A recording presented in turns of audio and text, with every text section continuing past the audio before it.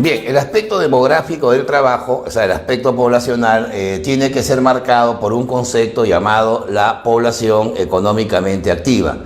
¿Qué relación hay entre la población económicamente activa y el concepto de trabajo? Obviamente la parte estadística, ¿no? La parte de la descripción, la parte de los datos que la economía normalmente debe tener, ¿no?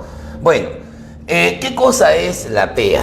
A ver, tal como lo mostramos en el esquema, la PEA es el conjunto de personas. Hoy en el Perú son casi 20 millones de habitantes, ¿no? 20 millones de personas que pueden estar adecuadamente empleadas, pueden estar subempleadas, y hay una tercera categoría que también son parte de la PEA y que se llaman los desempleados, ¿ya? Ojo a este concepto, porque la mayoría de personas piensa que el desempleo no es parte de la PEA, pero estadísticamente sí lo es. Bueno, ¿de dónde viene el concepto de la PEA? A ver, retrocedemos demográficamente. Ya toda la información que vamos a dar está en función a los datos que proporciona el Instituto Nacional de Estadística e Informática, el INEI. Y además también la proporción de datos que nos da obviamente el Ministerio de Trabajo y Promoción del Empleo. Así que vamos a tratar de actualizar un poco la data, ¿no? La información.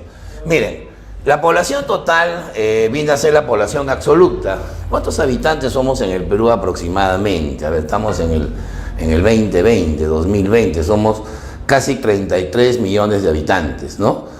En realidad la información no es tan exacta porque hace algunos años el censo no fue tan objetivo, no fue tan realista, pero se estima que la población del Perú debe estar cercana a los 33 millones de habitantes. Bueno, esa población total, ojo a esto, demográficamente se divide así. Una parte se llama la PEC y la otra parte se llama la PEN. Bueno, ¿qué representa la PEC? Es la población en edad de trabajar. Población en edad de trabajar, ¿ya, muchachos? Y la PEN representa la población en edad de no trabajar. Ahora, esto dependerá de la información y la definición que haga el INEI. El INEI considera que la población en edad de trabajar es el conjunto de personas que se encuentran entre los 14 a los 65 años. O sea, todos los habitantes en este país que tengan desde 14 a 65 años, no importa la región, la situación social o socioeconómica, se encuentran en la población en edad de trabajar. Mientras que la población en edad de no trabajar viene a ser el estrato pasivo de la población, porque también viene a ser la población dependiente, ¿no? La población que al final va a estar influenciada por la primera, ¿no es cierto? ¿Quiénes forman la población en edad de no trabajar? Bueno, vienen a ser primero los menores de 14 años, o sea, lo que nosotros llamamos comúnmente la población infantil, ¿no? La población infantil obviamente no es económicamente activa, aunque en el caso de países como el Perú tenemos mucha niñez que trabaja, o sea, acá el código del niño y el adolescente no funciona, entonces vamos a encontrar niños de 8 años como ambulantes, lustrando zapatos, vamos a encontrarlos en la informalidad, pero ellos no son considerados estadísticamente como población en edad de trabajar.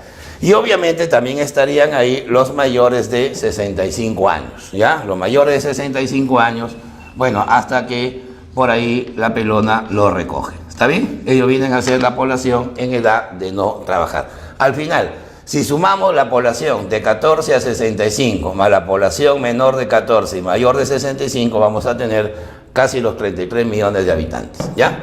Bueno, la población en edad de trabajar, esta es la que nos interesa, a su vez tiene dos fuerzas laborales, ¿no? Tiene dos fuerzas demográficas. La primera se llama la PEA, que es la fuerza laboral objetiva, la fuerza laboral real, población económicamente activa. Pero hay otra parte que se llama la PENA, o sea, población económicamente no activa, o algunos también le llaman pues población económicamente inactiva. La población económicamente no activa son las personas que están en edad de trabajar, o sea, son personas que están en edad de trabajar, pero que por razones jurídicas, por razones laborales, por razones de vínculo empresarial, no están consideradas dentro de la PEA, ¿no? Por ejemplo, los miembros de las Fuerzas Armadas, ¿no? Los miembros de las fuerzas policiales. Ahora, ustedes, muchachos, se preguntarán, profe, pero Un militar y un policía están en actividad, es más, tienen salario, está bien, pero su trabajo no es parte de la riqueza contabilizada en las cuentas nacionales del Perú. Las cuentas nacionales del Perú tienen un indicador que se llama el PBI, o sea, el Producto Bruto Interno.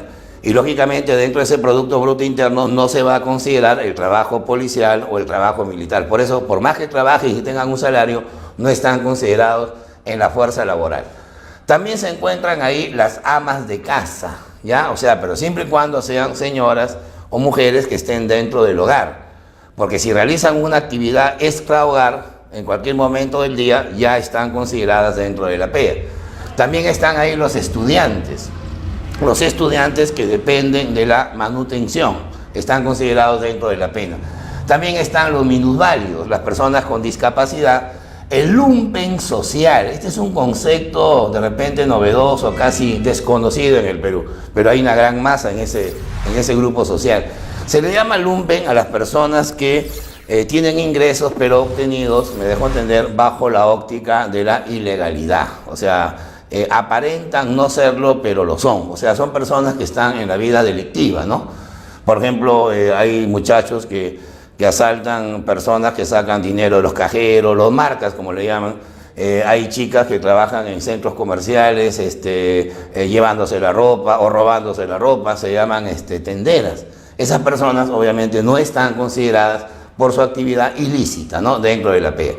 También están ahí los rentistas, ¿no? O sea, personas que viven de sus propiedades, ¿no? Están ahí también, pues, personas como los bomberos que, bueno, lo hacen por una cuestión voluntaria, ¿no? Ellos van a formar la pena, ¿ya? Pero cuidadito, mucha pena puede pasar a la PEA, como también mucha PEA puede pasar a la pena. Eso dependerá de la movilidad laboral. Bien, la población económicamente activa a su vez se divide en tres grupos, ¿no? Se divide en tres categorías. Están los adecuadamente empleados, están los subempleados y también están los desempleados. Por si acaso, esta estadística que aparece a la derecha, estos porcentajes, están actualizados a marzo 2020. Ahora, lógicamente, en los próximos meses esto va a tener cambios radicales, ¿no? Las cifras van a moverse bastante por la misma coyuntura, ¿no?, económica que estamos padeciendo. Adecuadamente empleados son el 36%, ojo, a marzo 2020. Subempleados son 52% y desempleados son el 12%. La pregunta es, muchachos, ¿cuál de estos tres grupos creen ustedes que se va a mover más ahora con la situación o la coyuntura económica? Obviamente el desempleo, ¿no? Se estima que en el Perú el desempleo debe estar llegando a casi un tercio, un 33, un 35% de la población económicamente activa, lo cual va a generar pues una explosión social muy grande, ¿no? Bueno, ¿cómo sabemos si estamos adecuadamente empleados, subempleados o desempleados? Bueno, el adecuadamente empleado por lo general, según el INEI, es aquella persona que trabaja por lo menos sus 35 horas semanales, ¿no? Y que tiene por lo menos un ingreso que le cubre su canasta básica familiar. O sea, si la persona trabaja por lo menos 35 horas, o tal vez menos de 35 horas, pero cubre su canasta básica familiar, se le considera adecuadamente empleado. ¿Cuánto es la canasta básica familiar? Eso también es relativo, ¿eh? Porque va a depender de la región donde estamos, en qué parte del Perú, los costos de vida no son iguales. Tú vas a encontrar menú de 5 soles en la sierra, pero en Lima un menú cuesta 10, cuesta 8, entonces los precios son diferentes, ¿no? Los alquileres, la educación, entonces la canasta de consumo no tiene los mismos costos, por eso que medir el empleo es un poco complicado. Pero si la persona cumple con el requisito del INEI, que es el costo de la canasta básica familiar, ni vuelta que darle, está adecuadamente empleado. En cambio, el subempleo, que ustedes observan, es más de la mitad de los peruanos que están en la PEA, se refiere a las personas que tienen dos categorías, tanto visible como invisible. El subempleo visible son las personas que trabajan sus 35 horas, pero su ingreso no cubre la canasta básica familiar, o en su defecto se ven obligados a trabajar más horas para poder cubrir el costo de esa canasta básica familiar. En cambio, el invisible son las personas que pueden tener ingresos muy altos, pueden ganar más que la canasta, pueden estar bien remunerados, pero el trabajo que tienen no guarda relación pues con la preparación, la formación que han tenido. O sea, un amigo es taxista, puede ganar mucho dinero, puede cubrir una canasta hasta de 2 familias, pero es arquitecto. Entonces, un arquitecto no estudió para hacer taxi, pero sin embargo la economía lo ha obligado a taxiar. Entonces, ese es el problema que nosotros en el Perú llamamos el subempleo invisible, ¿ya? Subempleo invisible. Y finalmente vienen los desempleados. Los desempleados son las personas que buscan empleo a la hora que se les hace la encuesta, el muestreo, la data, pero declaran que no lo encuentran. O sea, buscan empleo activamente, pero no lo encuentran. Eso se le llama desempleo abierto, ¿ya? Abierto porque se refiere a la capacidad de buscar trabajo, pero la incapacidad de conseguirlo. El desempleo puede tener 2 categorías. Pueden ser los cesantes y también pueden estar los aspirantes. Se llaman cesantes a las personas que ya trabajaron y que hoy están buscando otra vez empleo. O sea, significa que han renunciado o han sido simplemente despedidos de su centro laboral. El cesante es el desempleo. Y también están los aspirantes. Se llaman aspirantes a las personas que por primera vez salen al mercado laboral, en este caso a buscar trabajo, ¿no? Son personas que están aspirando por primera vez, ¿ya? Bueno, muchachos, conociendo ya la definición de la fuerza laboral, vamos a ver ahora cuál es el precio del trabajo, o sea, cuál es el precio de esa fuerza laboral. O sea, estamos hablando del salario, ¿ya?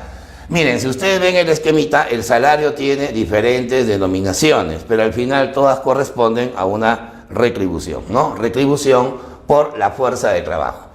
Se habla de jornal, se habla de destajo, se habla de estipendio, palabras medias raras, ¿no? Se habla de primas, se habla de emolumento, se habla de honorario y también se habla de las famosas dietas. Vamos a ver la concepción.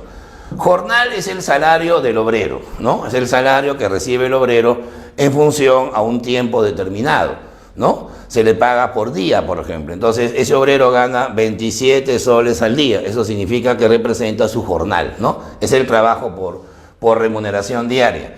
En cambio, el destajo viene a ser el salario que va en función a la productividad. Se paga de acuerdo a las piezas producidas. A mayor cantidad de producción, mayor salario, ¿no? Promedio unitario. Eso se llama el destajo.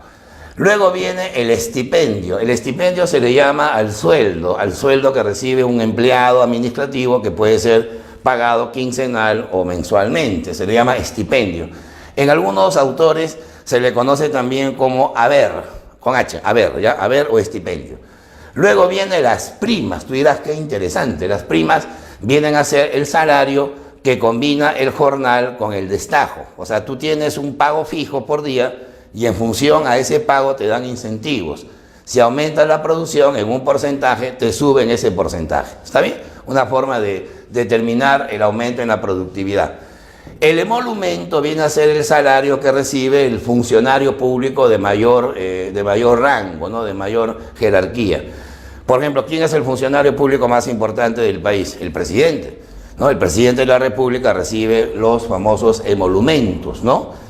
Los ministros de Estado, los congresistas, ¿no? ¿Qué más? Pues el presidente del Poder Judicial, de la Corte Suprema, ¿no? El defensor del pueblo, el fiscal de la nación. Ellos van a representar los famosos emolumentos. El honorario viene a ser la remuneración de los trabajadores independientes. O sea, el trabajador independiente, a él nadie le paga.